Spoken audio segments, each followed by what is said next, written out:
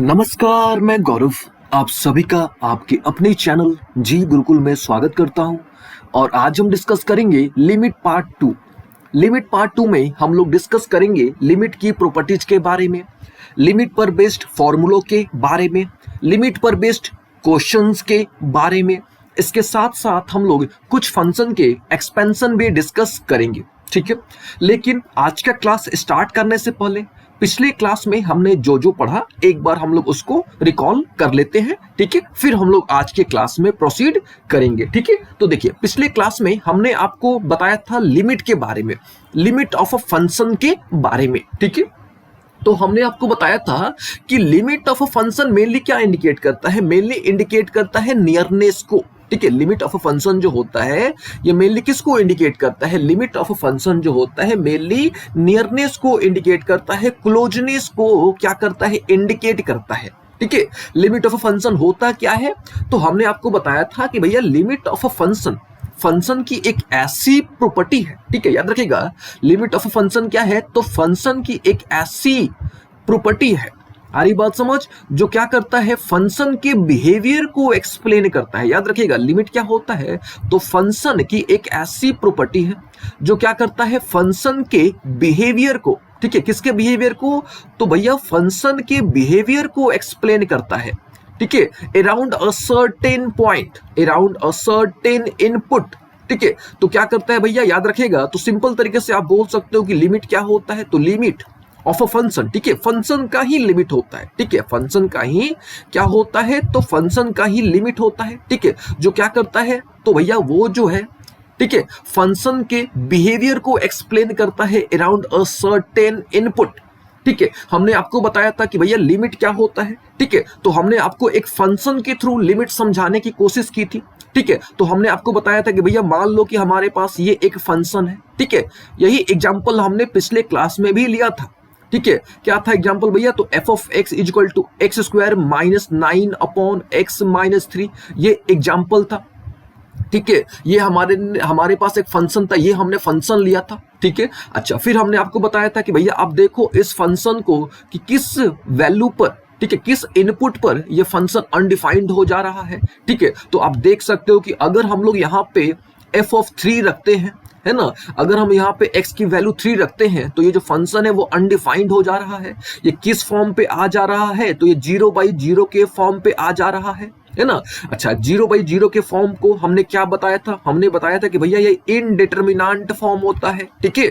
0/0 जो होता है ये कौन सा फॉर्म होता है, ये आपका इनडिटरमिनेंट फॉर्म होता है, ठीक है। टोटल हमने आपको 7 इनडिटरमिनेंट फॉर्म्स के बारे में बताया था, ठीक है, जिसमें 2 कॉमन थे आपके, 2 काफी फेमिलियर थे, ठीक है। कौन कौन से थे भैया, तो एक था 0/0, दूसरा था इन्फिनिटी/इन्फिनिटी।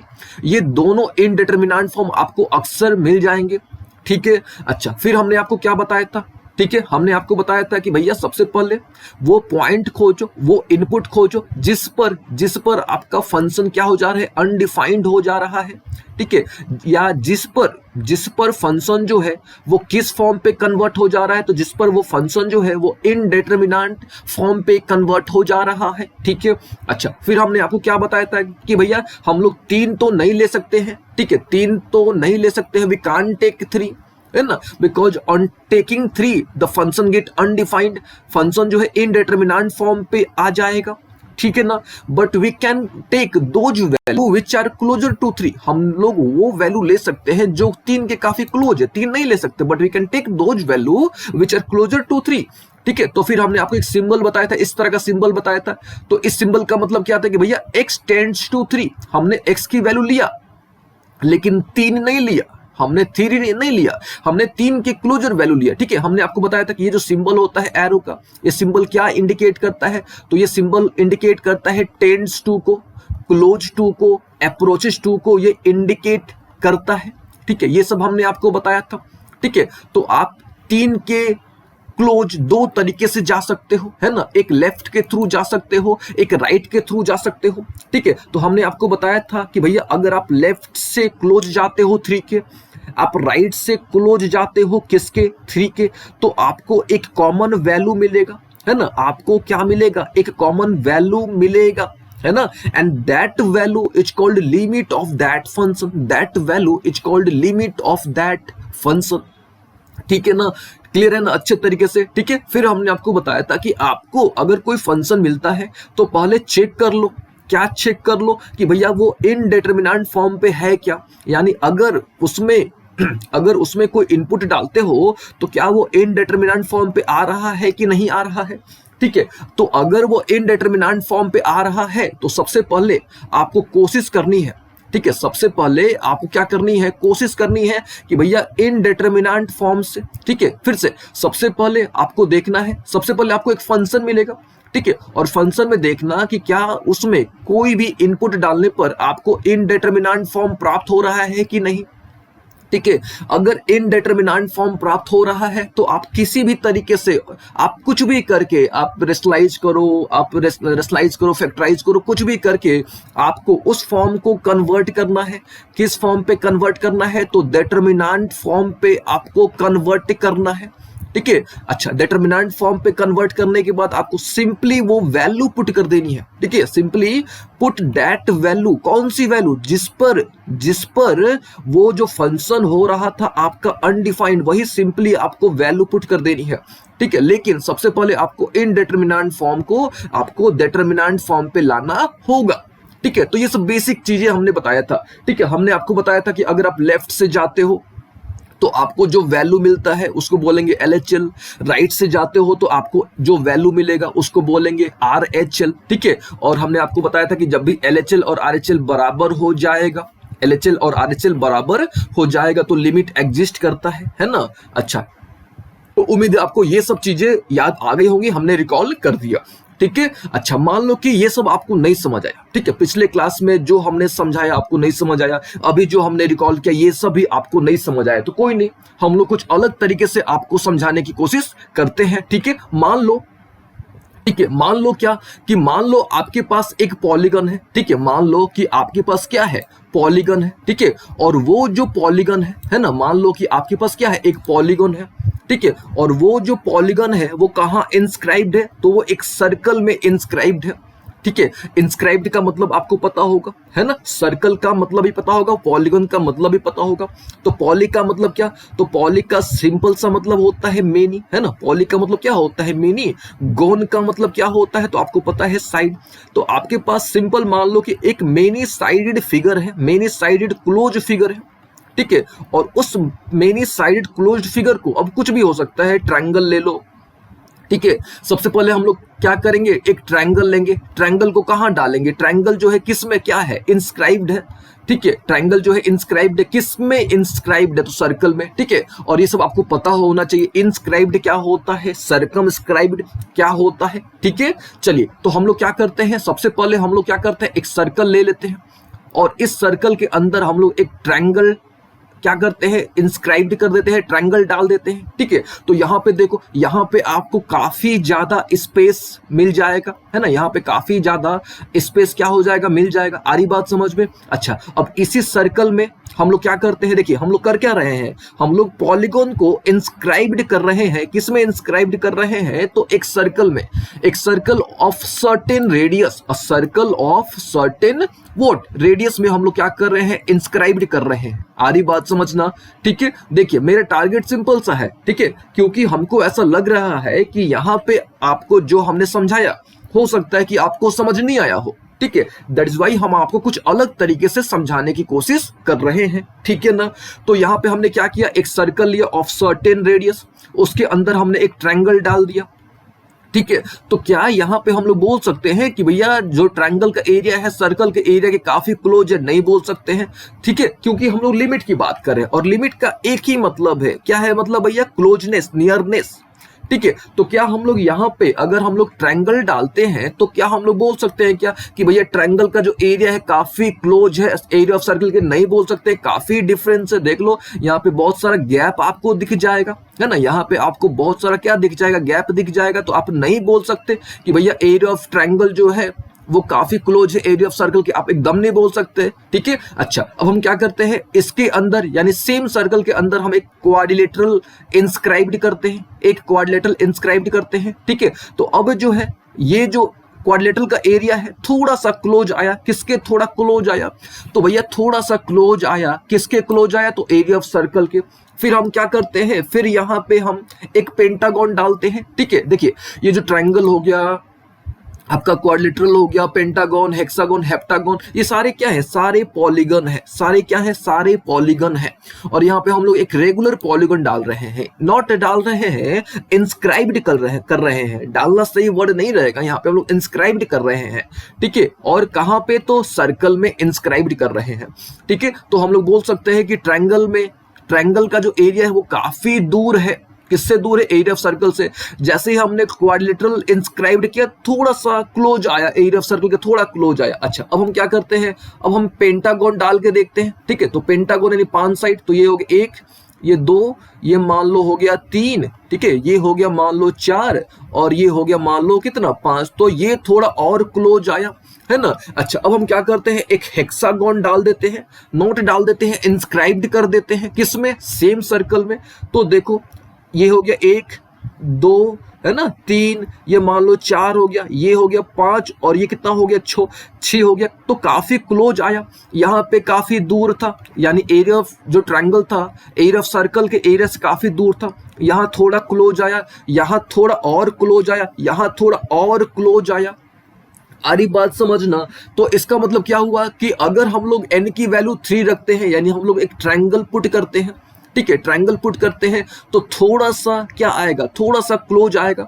n की वैल्यू 4 पुट करते हैं, नॉट 4 पुट करते हैं, आप ऐसा समझो कि हम लोग पॉलीगन डाल रहे हैं। यहाँ पे क्वाड्रिलेटरल पुट करेंगे तो थोड़ा सा क्वाड्रिलेटरल का एरिया क्लोज आएगा, किसके, सर्कल के। पेंटागन डालेंगे तो थोड़ा और क्लोज आएगा, हेक्सागन डालेंगे तो थोड़ा और क्लोज, हेप्टागन डालेंगे तो और क्लोज, ऑक्टागन डालेंगे तो थोड़ा और क्लोज आएगा। अरे बात समझना, थोड़ा और क्लोज आएगा। नॉनागन डालेंगे तो और थोड़ा क्लोज आएगा, किसके क्लोज आएगा, तो भैया एरिया के काफी क्लोज आएगा, है ना।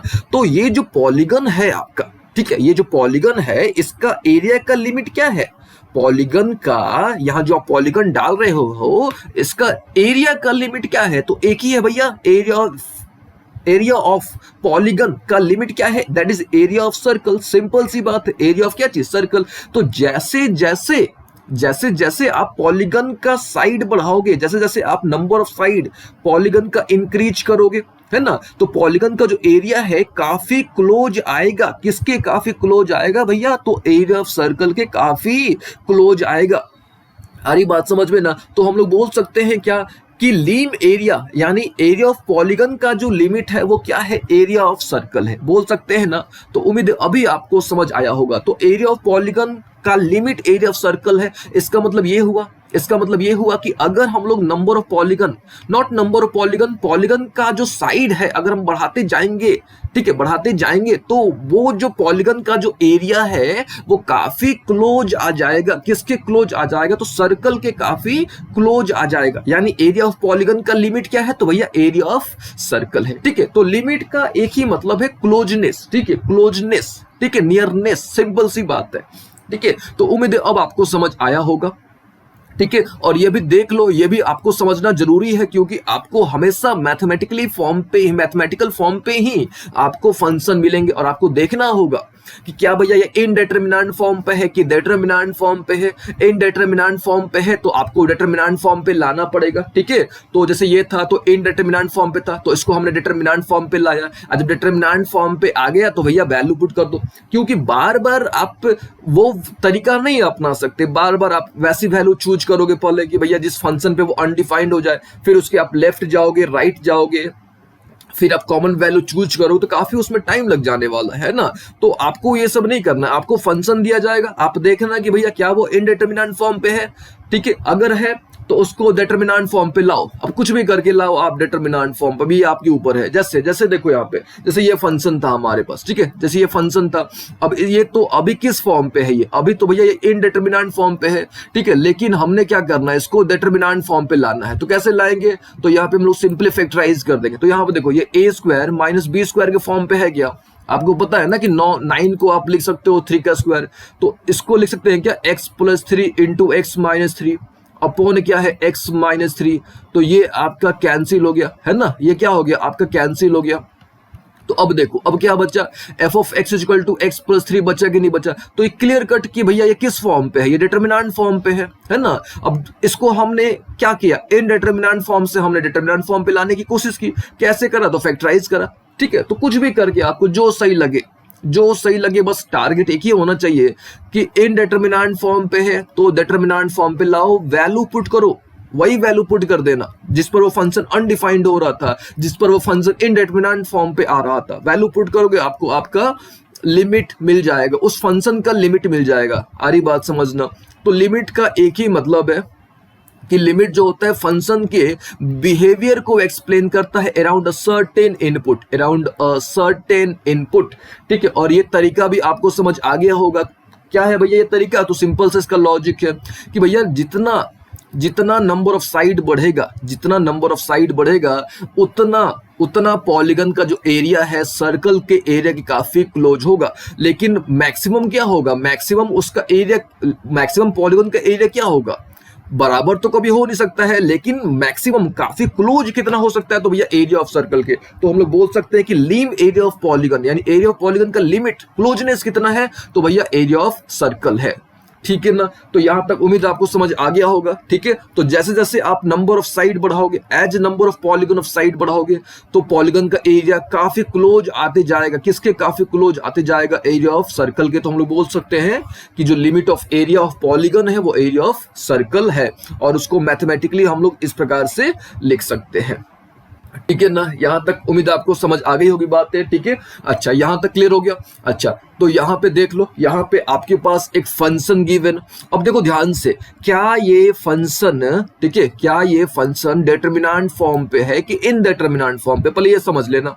सोचो, खुद से सोचो। अब भैया यहाँ पे आप कुछ भी डालो, आपको एक वैल्यू मिलेगा ही मिलेगा, है ना। आप यहाँ पे कुछ भी डालो इनपुट, यानी इस फंक्शन का जो डोमेन है वो क्या है, आर है। अब यहाँ पे आप कुछ भी डालो आपको रिजल्ट मिलेगा ही मिलेगा, यानी इस फंक्शन का डोमेन क्या है, आर है ना। यानी ये तो ऑलरेडी डिटरमिनेंट फॉर्म पे है। आज जब ऑलरेडी डिटरमिनेंट फॉर्म पे है तो फिर क्या सोचना है, सिंपली वैल्यू डाल दो, है ना। सिंपली क्या कर दो, वैल्यू डाल दो। आ रही बात समझना।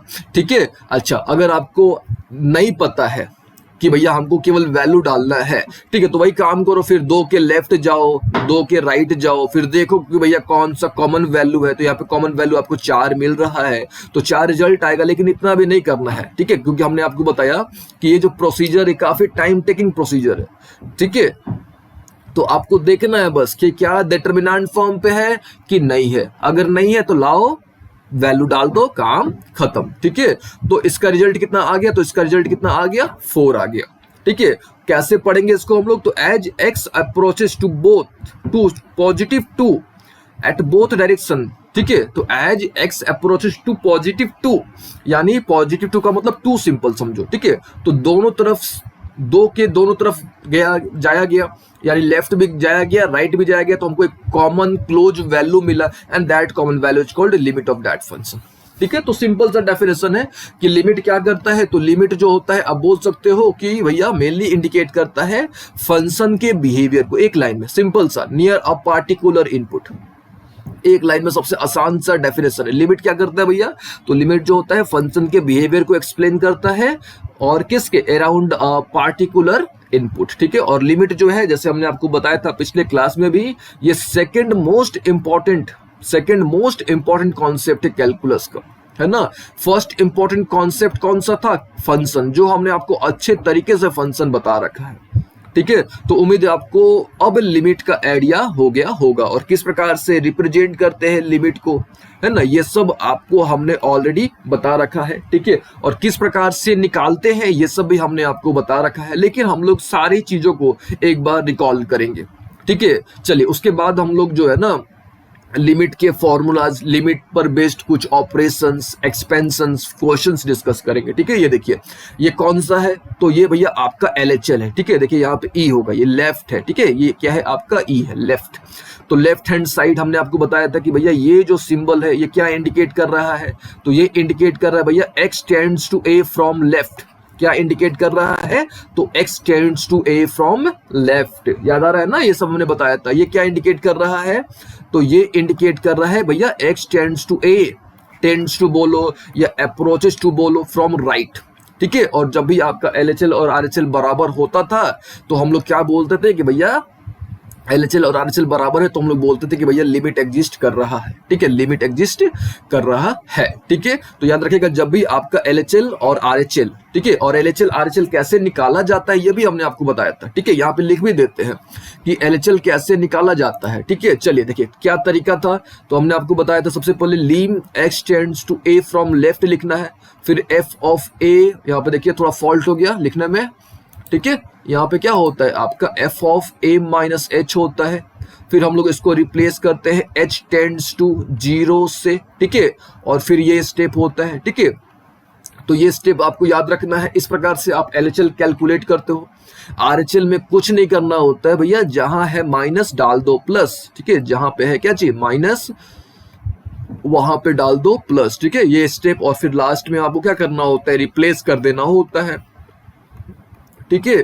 तो ये सब आपको ध्यान रखना है कि LHL किस प्रकार से कैलकुलेट करना है, RHL किस प्रकार से कैलकुलेट करना है, लिमिट कब एग्जिस्ट करेगा, ठीक है। तो यहां तक तो बातें हो गई, ठीक है। और फिर हमने आपको बताया था कि भैया आपको देख लेना है कि भैया इनडेटर्मिनेंट फॉर्म पे है कि डेटर्मिनेंट फॉर्म पे है, ठीक है। अब उसको लाने के लिए कुछ भी करो आप, ठीक है, बस ला देना कैसे भी करके, ठीक है। अगर आ गया तो डायरेक्टली वैल्यू पुट कर दो, अगर आ गया तो डायरेक्टली क्या कर दो, वैल्यू पुट कर दो। जैसे यहाँ पे देखो, यहाँ पे देखो, ये ऑलरेडी डिटर्मिनेंट फॉर्म पे है, ये जो है दोनों ऑलरेडी किस फॉर्म पे है, डिटर्मिनेंट फॉर्म पे है।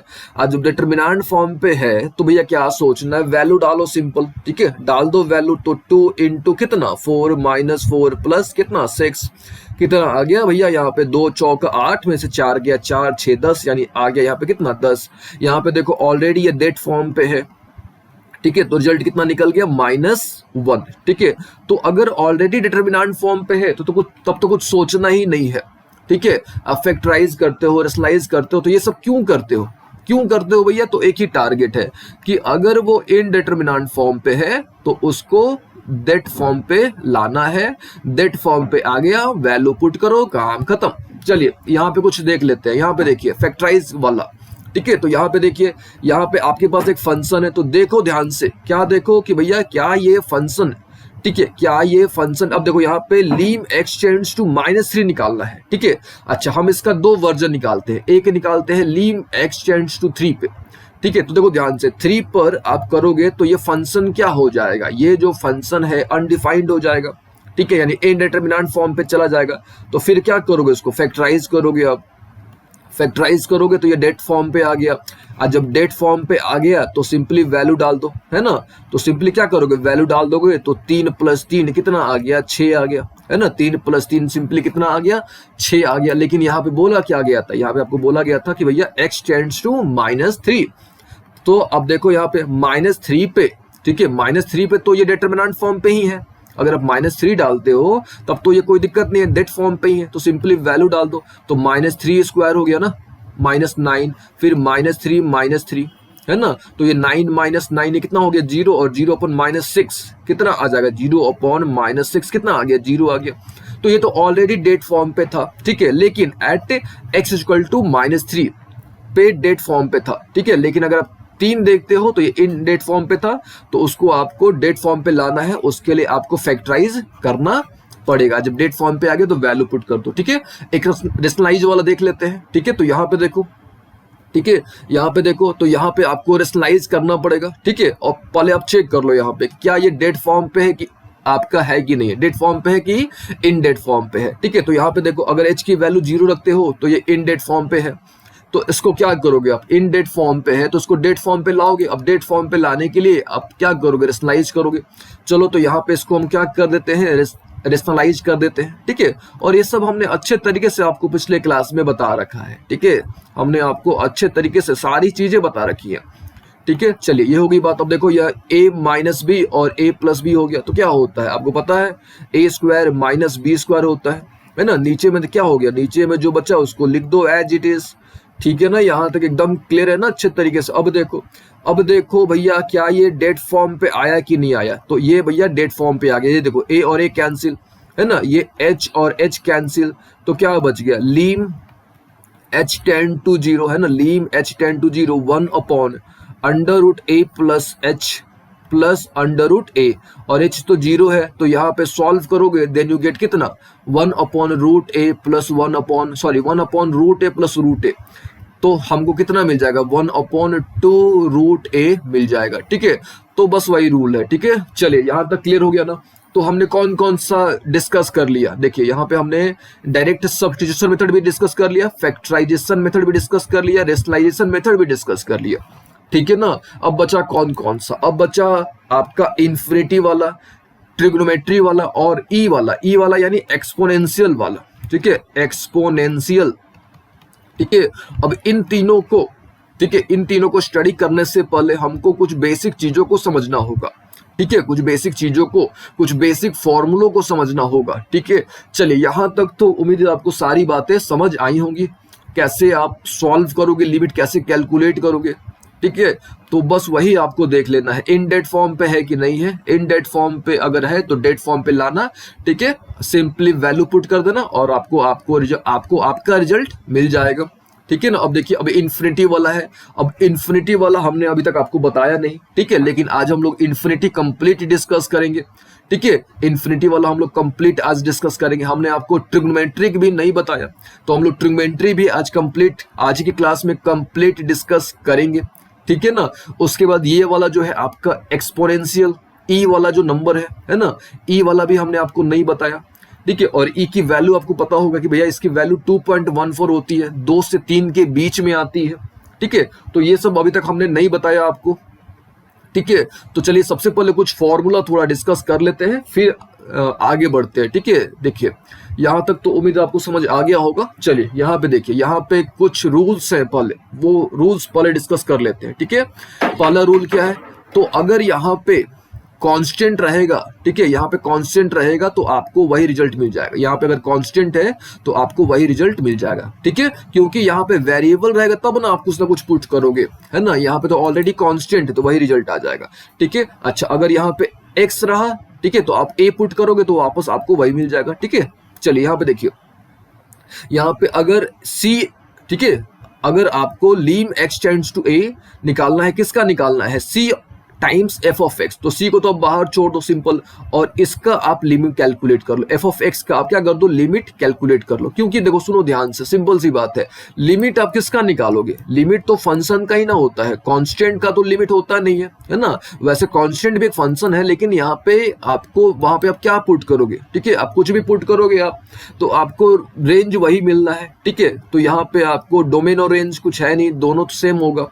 ठीक है, तो यहाँ पे जब भी इस तरह का केस मिले, आप सिंपल जो कांस्टेंट टर्म उसको बाहर निकाल देना और फंक्शन में आप वैल्यू डाल देना। ठीक है, अब मान लो कि दो फंक्शन है आपके पास, है ना, दो फंक्शन है, एफ ऑफ एक्स और जी ऑफ एक्स, दो फंक्शन है, दोनों का सम का लिमिट निकालना है, दोनों के सम का लिमिट निकालना है। तो कुछ नहीं करना, सेपरेटली लिमिट निकाल के जोड़ देना, सिंपल, सेपरेटली लिमिट निकाल के जोड़ देना। ठीक है, मान लो यहाँ पे अगर माइनस आ गया तो सेपरेटली माइनस निकाल के जोड़ देना, अगर गुना आ गया तो सेपरेटली क्या कर लेना, सेपरेटली दोनों का लीम निकाल के गुना कर देना। डिवाइड भी आएगा तो सेम आपको रूल फॉलो कर देना है। ठीक है, सेम रूल आपको फॉलो कर देना है। ठीक है, यहाँ पे देखिए, अगर मल्टीप्लाई आ गया, ठीक है, अगर दो फंक्शन है, दोनों फंक्शन के प्रोडक्ट का अगर आपको लिमिट निकालने को बोला जाता है तो कुछ नहीं करना है, पहले फंक्शन का लीम कैलकुलेट करो, दूसरे फंक्शन का लीम कैलकुलेट करो, दोनों का प्रोडक्ट कर दो, आपको रिजल्ट मिल जाएगा।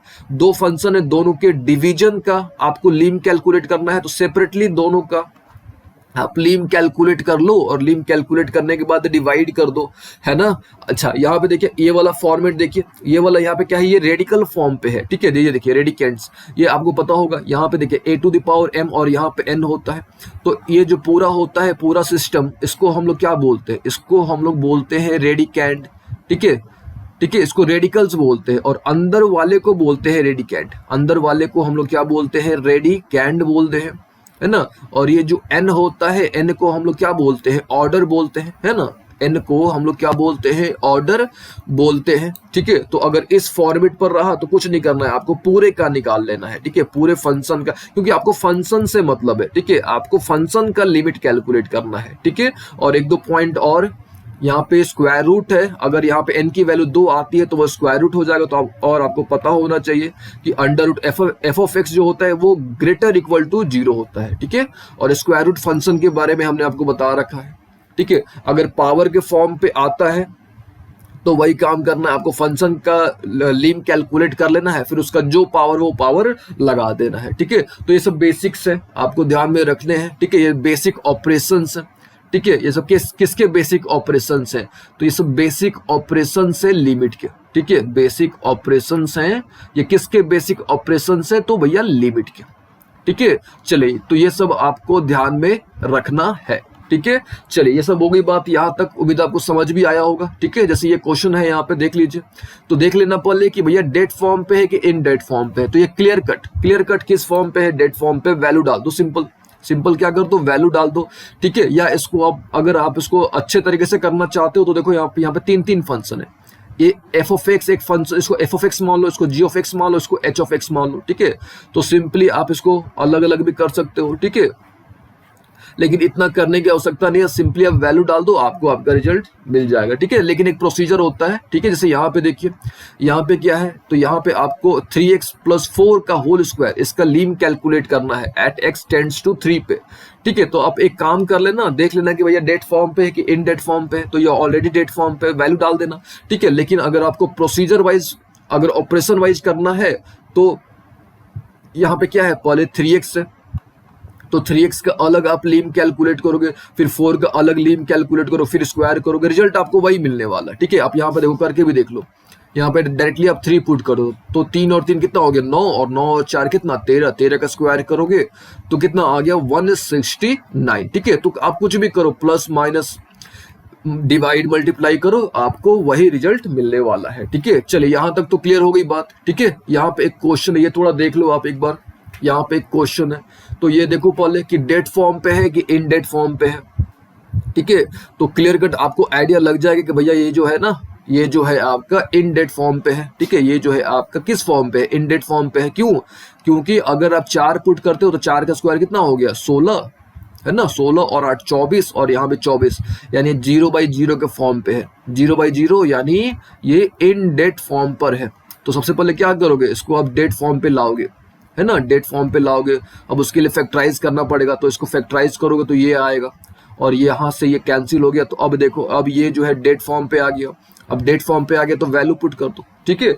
तो उम्मीद है आपको ये सब तो आइडिया लग गया होगा अच्छे तरीके से, ठीक है। जैसे यहाँ पे एक क्वेश्चन है, यहाँ पे एक क्वेश्चन है, तो ये ऑलरेडी आपका डेट फॉर्म पे है, ठीक है। तो सिंपली वैल्यू पुट कर दो, ठीक है। यहाँ भी देखिए, यहाँ भी एक फंक्शन है, ठीक है, इसका लीम कैलकुलेट करना है, ठीक है। आप देख लो, ये भी ऑलरेडी किस फॉर्म पे है? डेट फॉर्म पे है। तो सिंपली वैल्यू पुट कर दो। चलिए, ये सब तो हो गई बात है, अब आपको आइडिया भी लग गया होगा, ठीक है। और यहाँ पे कुछ क्वेश्चंस हैं, ठीक है, यहाँ पे कुछ क्वेश्चंस हैं जो आपने खुद से ट्राई करना है, और इसका आंसर भी यहाँ पे गिवन है, ठीक है ना। चलिए, यहाँ तक तो हो गया होगा आपको अच्छे तरीके से आइडिया। अब बात करते हैं कुछ स्टैंडर्ड लिमिट्स के बारे में, ठीक है। तो कुछ स्टैंडर्ड लिमिट्स हैं, वो आपने ध्यान में रखने हैं, ठीक है। तो यहाँ पे कुछ आपके स्टैंडर्ड लिमिट्स दिए गए हैं, ठीक है। इन स्टैंडर्ड लिमिट्स को आपने ध्यान में रखना है, ठीक है। देखिए, पहला स्टैंडर्ड लिमिट क्या है भैया? तो if lim x tend to 0 sin x upon x क्या होता है? तो 1 याद रखिएगा। यहाँ पे क्या है दूसरा? If lim x tend to 0 tan x upon x भी क्या होता है? तो 1 होता है, ठीक है। इसको पढ़िए, if lim x tends to 0 tan inverse x upon x भी क्या होता है? तो 1 होता है, ठीक है। और यहाँ भी है आपका if lim x tends to 0 sin inverse x upon x भी कितना होता है? तो 1 होता है, ठीक है। तो ये जो चार हैं, इन चारों को आपने याद रखना है, ठीक है। और ये किस तरह के स्टैंडर्ड लिमिट्स हैं? तो आप बोल सकते हो कि ये ट्रिग्नोमेट्रिक बेस्ड, ठीक है, ये जो है आपके ट्रिग्नोमेट्रिक बेस्ड स्टैंडर्ड लिमिट्स हैं, ठीक है। इनको आपने क्या करना है? ध्यान में रखना है, ठीक है। अच्छा, इनके अलावा भी कुछ और हैं, जैसे ये देखिए, यहाँ पे क्या है कि if lim x tend to 0, है ना, if lim x tends to 0 1 + x to the power 1/x कितना हो जाता है? तो e याद रखिएगा। If lim x tend to 0 e to the power x - 1 upon x क्या हो जाता है? तो 1, ये भी याद रखिएगा, है ना। ये क्या है भैया? तो if lim x tend to 0 log 1 + x upon x भी क्या होता है? तो 1, ठीक है। और ये तो हमने ऑलरेडी डिस्कस कर रखा है कि भैया if lim x tends to a है ना, if lim x tends to a, x to the power n minus a to the power n upon x minus a क्या होता है, तो n a n माइनस 1 होता है। ये तो हमने ऑलरेडी डिस्कस कर रखा है, ठीक है। ये देखिए, if lim x tends to infinity, है ना, if lim x tends to infinity 1 plus 1 by x to the power x, 1 plus 1 by x to the power x क्या हो जाता है, तो भैया e हो जाता है, याद रखिएगा, है ना। यहाँ पे देखिए, इसको भी याद रखिएगा, इफ लीम, है ना, if lim x tends to 0 a to the power x minus 1 upon x क्या होता है, तो logarithm of a to the base e होता है, ठीक है। तो ये कुछ बेसिक स्टैंडर्ड्स लिमिट हैं, ये आपने ध्यान में रखने हैं, ठीक है। अच्छा, इनका यूज होगा आपको जितने भी आपके ट्रिग्मेंट्रिक या नॉन ट्रिग्मेंट्रिक लिमिट्स होंगे उनको सॉल्व करने में इनका यूज होने वाला है, ठीक है। लेकिन आज की क्लास में हम लोग केवल ट्रिग्मेंट्रिक लिमिट से सॉल्व करेंगे, ठीक है। और अगले क्लास में, ठीक है, अगले क्लास में हम लोग रेस्ट ऑफ द पार्ट जो भी है लिमिट का वो हम लोग कवर करेंगे, ठीक है। तो उम्मीद है आपको ये लिमिट, स्टैंडर्ड लिमिट्स आपको समझ आ गए होंगे, ठीक है। अच्छा, इसके अलावा एक और स्टैंडर्ड लिमिट है, वो भी आपको ध्यान में रखना है, ठीक है। वो क्या है भैया, तो if lim x tends to infinite, if lim x tends to infinite 1 upon x is equal to होता है 0, ठीक है। तो ये भी आपको ध्यान में रखना है, ठीक है। यहां तक क्लियर हो गया ना। अच्छा, अब क्या करते हैं, अब कुछ क्वेश्चन सॉल्व कर लेते हैं, ठीक है। सबसे पहले किस पर करते हैं, तो सबसे पहले कुछ क्वेश्चन सॉल्व करते हैं ट्रिग्नोमेट्रिक पर, ठीक है। ट्रिग्नोमेट्री बेस्ड कुछ लिमिट सॉल्व करते हैं, ठीक है। तो यहां पे देखिए, यहां पे मान लेते हैं कि हमारे पास एक लिमिट गिवन है और उसको हमने सॉल्व करना है, ठीक है। तो मान लीजिए कि if lim x tend to 0 और यहाँ पे गिवन है sin 2x, ठीक है, sin 2x upon x, sin 2x upon क्या चीज x, इसको हमने सॉल्व करना है, ठीक है। सपोज हमको इसको सॉल्व करना है भैया, if lim x tend to 0, है ना, tan 2x upon sin 5x, ठीक है, हमने इसको सॉल्व करना है, ठीक है। मान लीजिए कि यहाँ पे एक लिमिट गिवन है, suppose if lim x tends to 0, है ना, tan 6x upon tan 2x, ठीक है। तो इस तरह के आपके पास लिमिट गिवन है और इसको आपने सॉल्व करना है, तो कैसे करोगे, ठीक है। तो देखो, अभी हमने क्या डिस्कस किया, अभी हमने डिस्कस किया कि भैया if lim x tend to 0 sin x upon x क्या हो जाता है 1, अगर ये दोनों सेम होगा तो रिजल्ट कितना हो जाएगा 1, ये दोनों अगर सेम होगा तो रिजल्ट कितना हो जाएगा 1, ठीक है। तो हमने क्या करना है, हमने केवल हमने थीटा यानी एंगल जो है उसको सेम कर देना है, ठीक है। तो यहाँ पे देखिए, यहाँ पे कितना है 2x है, तो हमने यहाँ पे x को 2x में कन्वर्ट करना है, तो क्या करना पड़ेगा, यहाँ पे 2 से डिवाइड करना पड़ेगा और 2 से मल्टीप्लाई भी करेंगे, तो ये पूरा कितना हो गया 1 हो गया। रिजल्ट कितना आ गया, तो सिंपल रिजल्ट 2 आ गया आपका, ठीक है। यहाँ पे देखिए, यहाँ पे हमको नीचे में क्या लाना होगा 6x, तो हमको 6x से मल्टीप्लाई करना पड़ेगा और 6x से डिवाइड करना पड़ेगा। यहाँ भी 2x है तो हमको नीचे में 2x लाना पड़ेगा, तो 2x से डिवाइड करना पड़ेगा, 2x से मल्टीप्लाई करना पड़ेगा। ये रिजल्ट कितना हो गया 1, ये रिजल्ट कितना हो गया 1, ये x और x कैंसिल हो गया, 6/2 यानी कितना निकल गया 3 निकल गया, है ना। यहाँ पे देखिए, यहाँ पे क्या है 2x है तो 2x से मल्टीप्लाई करो, 2x से डिवाइड करो, ठीक है। यहाँ पे 5x है तो 5x से मल्टीप्लाई करो, 5x से डिवाइड करो, ठीक है। तो टारगेट सिंपल सा है कि आपको ये वाला पोर्शन नीचे लेके आना है, ये वाला पोर्शन नीचे लेके आना है, क्योंकि जैसे ही आप नीचे लाओगे तो आपको रूल पता है, क्या रूल है भैया, कि if lim x tend to 0 sin x by x 1 हो जाता है, if lim x tend to 0 tan x upon x 1 हो जाता है, ठीक है। तो सिंपल ये पूरा क्या हो गया, ये पूरा आपका 1 हो गया, ये भी पूरा 1 हो गया, 2x by 5x यानी रिजल्ट कितना निकल गया 2/5, ठीक है। तो इस प्रकार से आप कोई भी ट्रिग्नोमेट्रिक लिमिट इजीली सॉल्व कर सकते